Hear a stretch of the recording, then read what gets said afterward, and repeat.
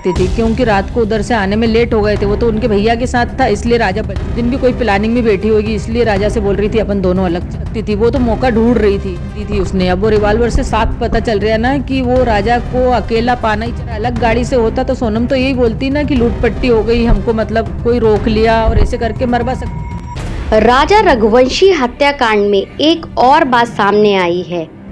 बताते हैं कि सोनम का इरादा 17 तारीख को ही 17 मई के दिन राजा को खत्म करने का था। बताया जाता है कि 17 मई को सोनम के रिलेशन में उज्जैन में कोई शादी थी जिसमें सोनम और राजा को जाना था।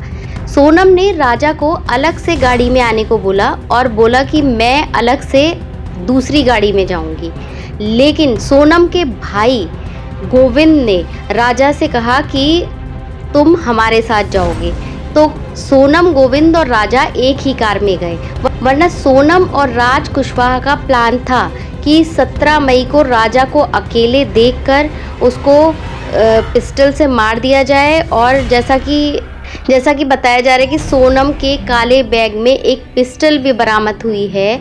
तो वो पिस्टल इसीलिए ली गई थी कि अगर मौका मिलेगा तो राजा को ख़त्म कर दिया जाएगा। तो 17 मई को सोनम का प्लान था कि राजा अगर अकेले कार में जाता है तो उसे पिस्टल से मार दिया जाएगा और बोल दिया जाएगा कि कोई लूटपाट का मामला था।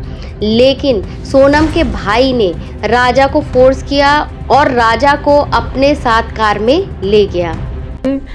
वो राजा और सोनम अलग जाना चाहते थे, अलग गाड़ी से, मगर उनके भैया ने उनको अलग नहीं जाने दिया कि नहीं, राजा को अपने साथ लेके चलेंगे। हो सके वो उस दिन भी कोई प्लानिंग में बैठी होगी, इसलिए राजा से बोल रही थी अपन दोनों अलग चलते हैं। मौका ढूंढ रही थी, क्योंकि रिवॉल्वर किस लिए खरीदी थी उसने। अब वो रिवॉल्वर से साफ पता चल रहा है ना कि वो राजा को अकेला पाना ही चाह रही थी कि कहीं से अकेला मिले वो, और उस पर वो करवाना चाह रही थी हमला वो।